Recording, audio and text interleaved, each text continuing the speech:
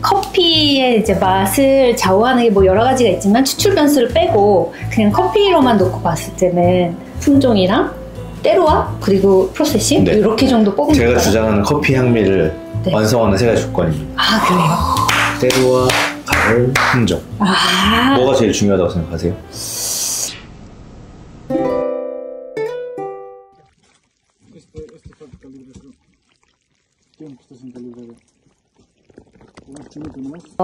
그러면 이제 프로세싱에 대해서 좀 이야기를 해보려고 하는데 이번에 그 프로세싱에 참여해서 페루에 직접 가셔서 같이 그 가공을 해보셨잖아요. 네. 그거에 대해서 조금 설명을 해주세요. 네. 제가 이런 프로젝트를 처음에 한 건 2018년도부터인데요. 저의 첫 번째 전공은 커피이고 저의 두 번째 전공은 맥주입니다. 아. 그래서 맥주에서 가장 중요한 과정 중에 하나가 퍼먼테이션이거든요. 발효거든요. 맥주의 발효에서 제일 중요한 게 뭐냐고 물으신다면 맥주에 사용하는 효모가 어떤 것이고 그 효모가 만들어내는 향과 맛도 중요하지만 탄산과 알코올 두 가지가 너무 중요하거든요. 네. 그래서 이런 관점에서 봤을 때 맥주의 발효 과정에서 만들어지는 것들을 커피에도 그대로 적용시킬 수 있을까? 라고 생각하고 실험을 시작했던 게 2018년도예요. 네. 근데 그때부터 시작했던 실험이 지금까지 이어지고 있는데 저는 공교롭게도 그런 여러 가지 실험을 함에도 불구하고 저는 어시드 프로세스 커피를 제일 좋아하거든요. 네. 근데 이런 걸 하는 이유가 뭐냐면 기후 환경의 변함에 따라서 일정한 커피 맛을 구현하는 데는 가공법이 매우 좋은 도구 조건이 되거든요. 네. 그래서 산소를 차단한다든지 여기 내가 원하는 미생물을 집어넣는다든지 이런 것들을 토대로 새로운 것들을 만들어낼 수 있는 여러 가지 변수들이 존재하기 때문에 제가 맥주에서 배웠던 것들을 이렇게 투입해서 만들어내고 있습니다. 그래서 제가 첫 번째 해봤던 건 네. 맥주 이스트를 집어넣는 거 첫 번째로 해봤어요. 맥주 이스트 중에서 어떤 걸 처음 넣어봤냐면 독일의 바이젠이라고 하는 스타일의 맥주가 있는데 맥주 브랜드로 치자면 뭐 에딩거라든지 뭐 파울라너라든지 이런 독일 남쪽의 뮌헨 지역에서 만들어서 주로 음용하는 바나나 향이 나는 맥주가 있습니다. 네. 그래서 단순한 생각에 저는 이제 맥주를 배웠는데 맥주 중에서도 바이젠 맥주를 좋아해서 이 바이젠 맥주가 갖고 있는 바나나 향이 커피에서도 나면 어떨까가 저의 이제 처음 실험의 시작이었던 거예요. 그게 가능한가요? 그게 가능할 줄 알았죠. 네. 왜냐하면 맥주는 똑같이 발효를 해도 그게 낯섰기 때문에요. 네. 똑같은 효모를 쓰면 난다고 생각했어요. 근데 결론은 안 나더라고요.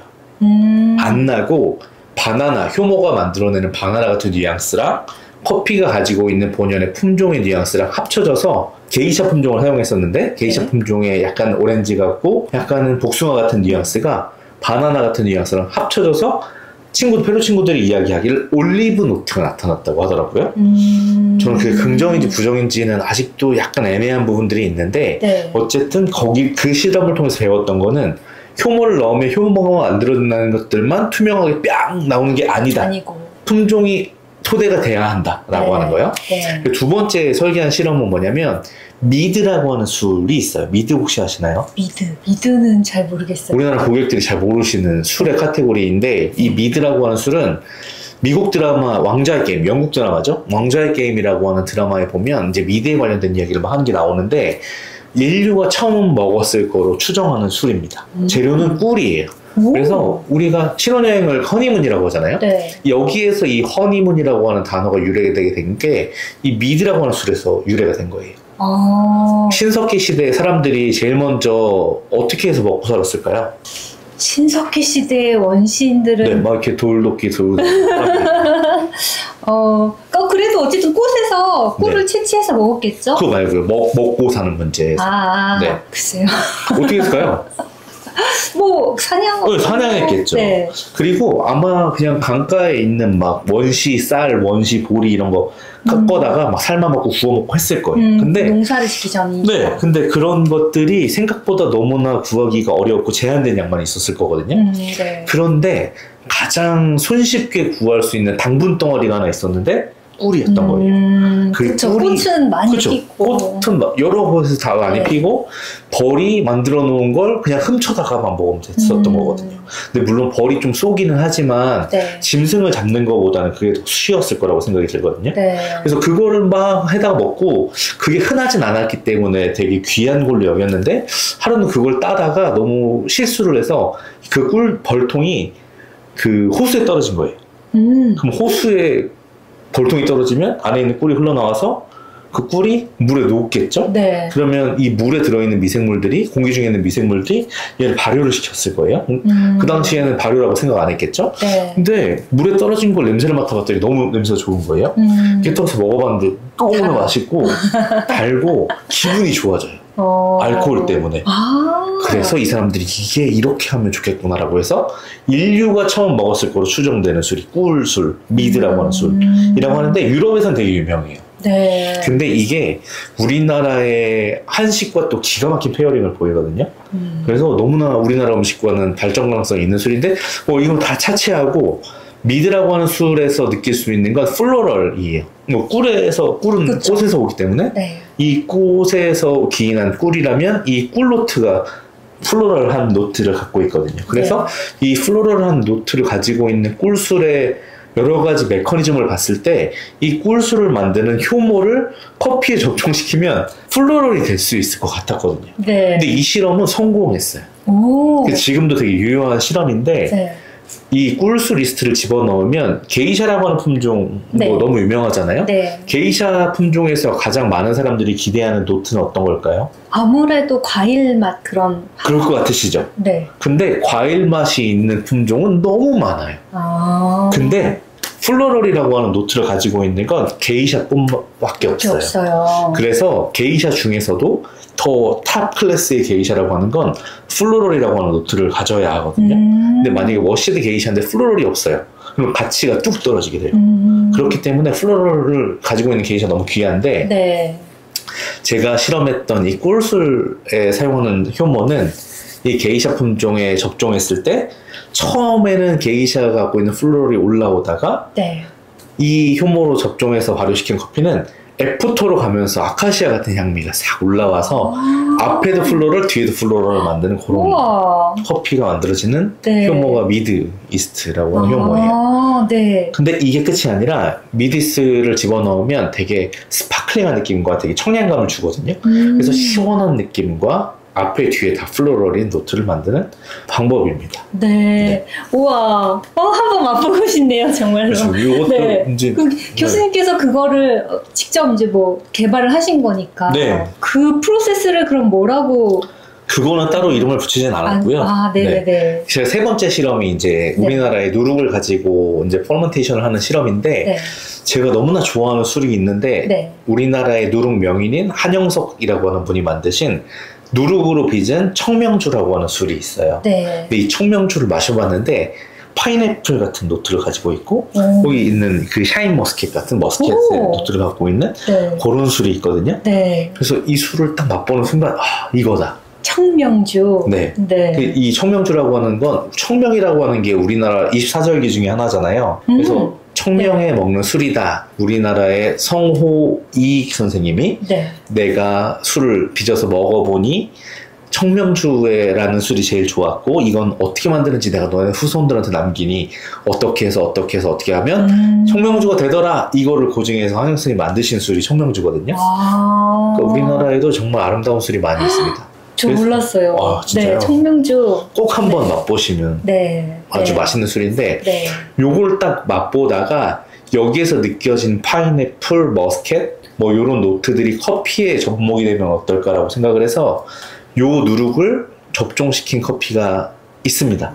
지금은 한영석 선생님의 만드신 쌀누룩을 지금 체리 상태에서 붓고 있어요. 지금은 프리 퍼멘테이션, 더블 퍼멘테이션의 첫 번째 퍼멘테이션인데 지금은 그람수에 상관없이 체리가 가득 다 이 누룩에 젖을 수 있을 만큼 부어주고 잘 섞어주도록 하겠습니다.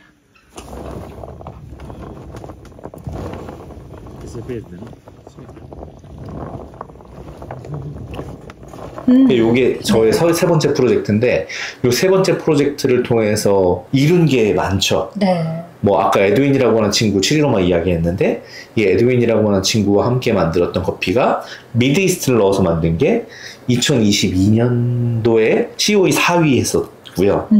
그 다음 해 2023년도에는 누룩을 넣어서 만든 커피로 출품을 했는데 요게 COE 3등 했던 그런 레퍼런스가 좀 있었던 네. 그런 프로세스가 있습니다. 그래서 저는 뭐 바이어로서 그 나라에 가서 커핑만 해보고 커피를 선택하는 게 뭐 효과적일 수도 있는데 네. 저는 그거보다는 생산자들과 함께 호흡하고 같이 프로세스하는 게 더 제가 할 수 있는 네. 최선이라고 생각하기 때문에 네네. 저는 요 수학기에 주로 가는 거고 제가 가면 이제 그 동네에 있는 생산자들이 모여서 막 뭐 네. 물어보고 그런 경우가 많거든요. 네네. 그래서 같이 커핑을 해보면서 네.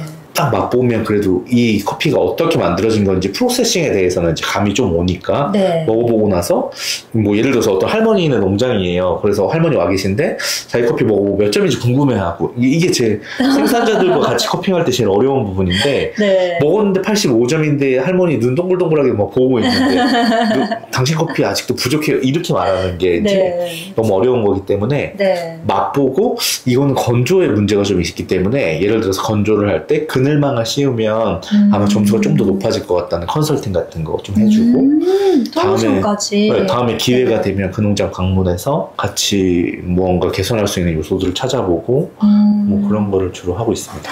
와, 네. 와, 엄청난 일들을 하시네요. 한국 사람이 저 멀리까지 가서 커피를 함께 만든다는 게 참 이게 이례적인 일 같은데. 저는 개인적으로는 네. 모든 생산자들이 다 잘 됐으면 좋겠거든요. 그래서 네. 제가 모든 농장들을 다 가볼 수는 없으니 그분들이 가져오시는 커피들을 맛보고 여기에서 개선할 수 있는 게 무엇인지를 찾아주는 게 제가 방문하는 바이어로서 다른 나라에도 수많은 바이어가 올 테지만 네. 가장 긍정적인 효과를 줄 수 있는 건 그런 게 아닐까 싶어서 저는 항상 그렇게 하고 있습니다. 네. 이 가공이 제가 생각했을 때 커피를 커피 맛이 달라지는 여러 가지가 있지만 추출 변수를 제외하고 그냥 커피로만 봤을 때 품종 그리고 때루와 그리고 세 번째가 가공 방식이라고 저는 생각해요. 네. 교수님 생각은 어떠세요? 저도 똑같아요. 근데 1번은 때루와 2번은 품종 3번은 가공법이라고 생각합니다. 가공법은 절대로 1번으로 올 수 없다고 생각하는 게 저의 생각이에요. 그러면 때루와를 첫 번째로 꼽으시는 이유가?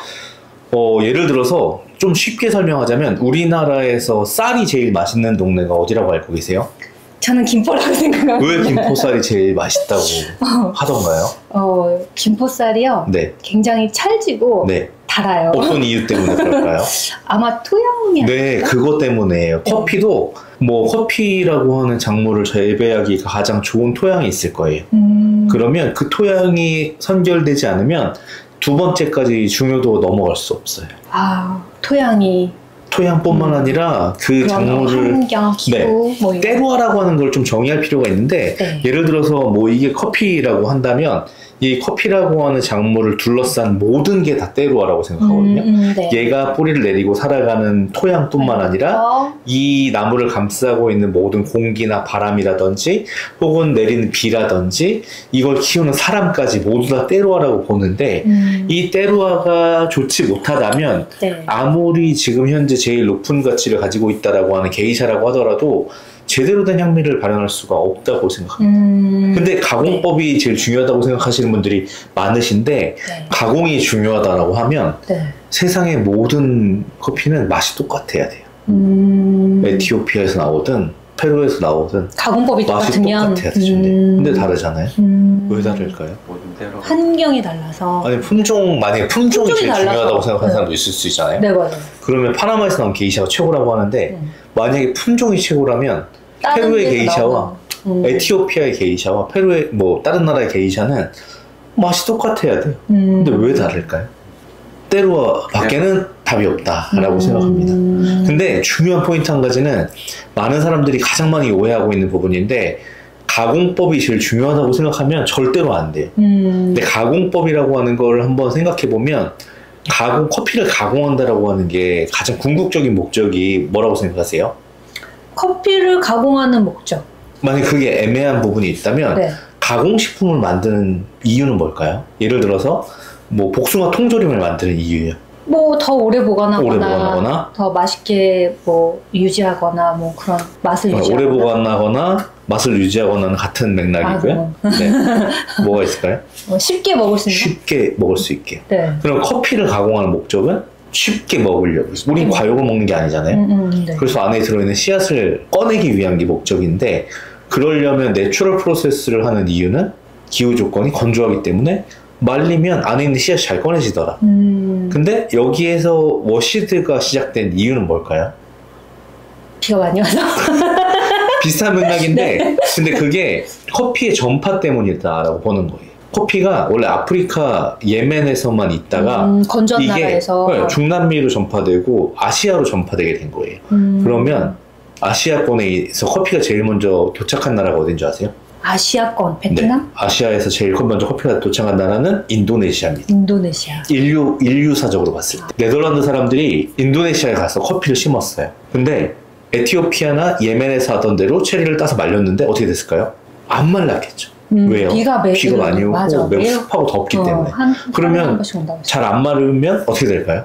썩죠. 그래서 커피가 다 못 쓰게 된 거예요. 뭘 하면 안 썩을 수 있을까? 빨리 껍질을 벗겨버리면 되겠구나. 그래서 껍질을 벗기기 시작한 거다라는 거죠. 근데 껍질만 벗기면 끝인 줄 알았는데 그게 아니었어요. 씨앗에는 여러 가지 시로라기 같은 점액질이라고 하는 게 붙어 있는데, 나중에 성분표를 보면 알지만 이 점액질이 과육보다 당분이 더 높아요. 그래서 이거 때문에 안 되겠다. 그러면 이거까지도 다 없애려면 어떻게 해야 될까 고민하다가, 그 옛날 사람들은 이거를 뭐 생물학적으로 발효를 시키면 미생물들이 여기에 있는 걸 먹고서 이게 없어진다는 걸 생각하지 않았기 때문에 그냥 여기에 있는 것들을 억지로 껍질 벗겨버리고 다 닦아냈던 거예요. 그게 지금 인도네시아에서 하는 웨털링이라고 하는 가공법의 시작이죠. 네. 인류사적으로 봤을 때는 그런 흐름이 좀 있습니다. 네. 네. 이 가공법은 내추럴 프로세스를 하게 된 건 건조한 기후이기 때문에 이걸 했었던 거고, 건조한 기후 조건이 없었기 때문에 물을 사용했던 건데, 궁극적으로 목적은 안에 들어있는 씨앗을 깨끗하게 꺼내기 위해서가 목적이에요. 네. 그러면 그걸로 끝인데, 이게 무선성 발효가 됐다고 해서, 카보닉 메서레이션이 됐다고 해서 그 가공법에 의해서 만들어지는 특별한 흥미가 있다라고 하는 건 우리가 생각하는 소설 같은 이야기라고 저는 생각합니다. 네. 그러면 저는 제가 아는 프로세싱은 뭐 워시드, 내추럴, 그리고 뭐 무산소, 뭐 요 정도거든요. 근데 훨씬 더 많은가요, 가공이?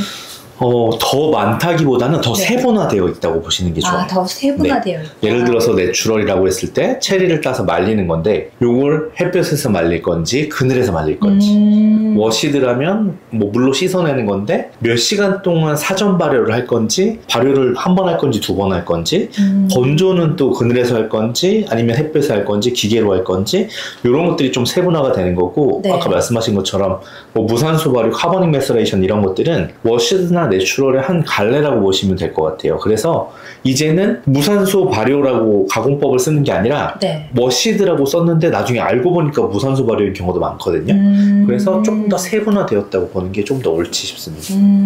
그럼 이번에 참여하셨던 그 프로세싱은 어떤 작업을 하셨어요? 저는 항상 저는 워시드 프로세스를 좋아하기 때문에 네. 워시드를 추구하는데, 여기에서 퍼먼테이션을 튜닝하는 거거든요. 그러니까 네. 플레이버 모듈레이션이라고 하는 건데, 그러니까 플레이버를 내가 원하는 방향으로 만들기 위해서 발효 시간을 늦추거나 혹은 뭐 길게 만들거나 혹은 여기에 어떤 이스트를 적종시키거나 이런 과정을 통해서 네. 내가 원하는 향미를 구현하는 그런 방식이죠.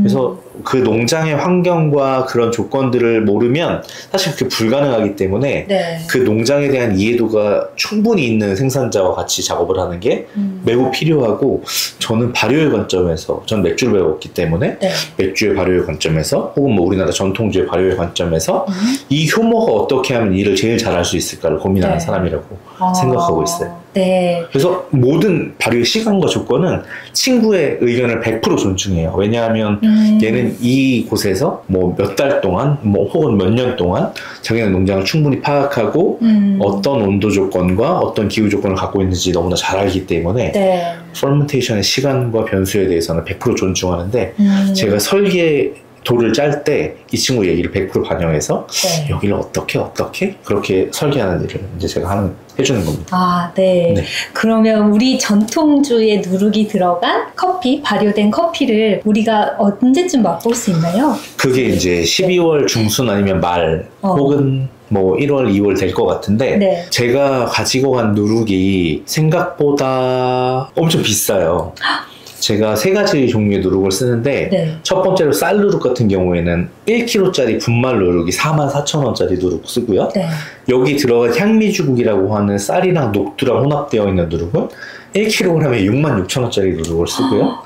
세 번째로 백수환동국이라고 하는 누룩을 썼는데 네. 백수환동국은 어떤 거냐면 우리가 나이가 들면 눈썹도 하얘지고 머리도 휘어진다고 하는데 네. 백수환동국은 눈썹이 하얀 사람이 이걸로 만든 술을 마시면 다시 검어질 검어진다. 만큼 너무나 맛있어서 삼키기 어려운 그런 술이라고 하는 네. 우리 조상들이 붙인 이름인데 아무튼 그 누룩은 1kg에 33만원짜리 있습니다. 네. 근데 물론 이 누룩은 한영석 선생님이 저한테 선물해 주셔서 올해는 이걸로도 한번 커피를 만들어 보면 좋겠다고 해서 아주 소량 커피가 나올 건데 네. 그 향미주국이라고 하는 그러니까 그 누룩으로 이제 커피를 프로세스 했는데 네. 우리나라의 모 회사에서 100% 다 구매하시기로 해서 제가 오더메이드 했거든요. 그래서 아마 거기서 나오는 커피는 다 거기에서만 판매가 될 것 같고요. 네. 그리고 백수환동국은 제가 제한적으로 아주 심혈을 기울여서 조금씩 만들었기 때문에 네. 특별한 체리, 예를 들어서 체리인데 이렇게 왕관을 쓰고 있는 체리가 있고요. 네. 노란색 체리인데 빨간색 스트라이프가 되어 있는 게이샤가 있고요. 오, 네. 그래서 이런 특별한 품종의 특별한 백수환동국을 넣어서 만든 커피들이 소량 들어오십시오. 그러면 네. 제가 그 커피가 들어오면 커뮤니티에 바로 좀 알려드릴게요. 네. 혹시 관심 있으신 분들은 네, 구매 신청해 주시기 바랍니다. 네. 너무 감사합니다. 저는 그런 작업까지 가셔서 하시고 오신지는 몰랐어요. 그냥 산지에 가서 그 그린빈 이제 컨택해서 이렇게 수입하는 그런 일들만 하시는 줄 알았는데 완전히 그냥 농장에서 같이 거의 생산의 일부잖아요. 네. 사실 프로세스가 그걸 같이 하고 계셨네요. 네. 네. 연구하시고 앞으로도 기대를 네. 해볼 수 있을 것 같아요. 네. 이제는 제가 이번에 간 게 페루 10번째였고 네. 볼리비아도 7번째인가 8번째인가 그렇거든요. 네. 그렇게 1년에 한 번 아니면 2번 매년 가다 보니까 이제 요 수확 시즌이 되고 프로세싱 할 즈음이 되면 언제 오냐고 친구들이 물어봐요. 그리고 제가 여기에서 했던 작업들을 다른 지역 친구들도 다 요거에 관심이 있고 보고 있기 때문에 네. 제가 올해 처음 만나는 친구들도 좀 만났는데 네. 너가 하는 프로세스 내가 봤고 나랑도 같이 하고 싶다라고 하는 농부들이 너무 많은데 네. 잘 선별을 하고 있습니다. 제가 네, 너무 좋습니다. 그 우리나라의 누룩을 넣어서 발효시킨 가공된 커피는 따로 이름이 있다고. 그거 너무 간지러운 이야기이긴 한데 네네. 제가 지금까지는 여러 가지 것들을 만들었죠. 아까 말씀드린 것처럼 뭐 맥주 호모를 넣었다, 미드이스를 넣었다 이럴 때 아무것도 이름 하지 않았는데 이번에 누룩을 넣은 커피들은 그래도 가치를 좀 더 담고 싶어서 제 영어 이름이 마크인데 마크 셀렉션이라고 하는 이름을 붙였습니다. 그래서 핀카 715마에서 나오는 게이샤인데 마크 셀렉션이다 라고 하면 네. 아 누룩이 들어가서 만들어진 게이샤구나 715마 농장에서 이렇게 만들어졌구나 라고 하는 이름을 갖고 있고요. 네. 그래서 향미주국, 뭐 쌀누룩 뭐 이런 것들이 좀 다르게 있기 때문에 그런 이름들이 이렇게 적혀 있으면 아 이게 저거구나 라고 보시면 되겠습니다. 너무 궁금해요. 어떤 맛일까? 네, 근데 몇 해 동안 그렇게 해왔기 때문에 사실 네. 맛보신 분들도 많으시거든요. 그래서 맛보신 분들은 네. 다 좋아하시죠. 네. 반응이. 사실 없어서 못 파는 네. 커피들입니다. 네. 그분들도 사실 쉽게 구할 수가 없는 거잖아요. 그 한국의 누룩을 어디서 구하겠어요? 네. 그래서 그런 커피들은 들어오면 창고에 입고가 되자마자 대부분 다 판매가 되기 때문에 뭐 지금 대기하시는 분들도 많고요. 네. 쉽지는 않습니다. 이 커피를 어떻게든 저희가 킹스브라운에서 꼭 믹스를 하도록 하겠습니다, 여러분. 앞으로 그 교수님의 그런 활동들, 네, 커피를 만드는 그런 작업들도 한번 기대해 보시고 관심 많이 가져주시면 또 앞으로 페루 커피를 저희가 또 많이 소개해 드리도록 하겠습니다. 네, 오늘 말씀 너무 감사합니다, 교수님. 네. 다음에 또 재밌는 커피 이야기로 또 만날 수 있었으면 좋겠습니다. 네, 고맙습니다. 네, 감사합니다.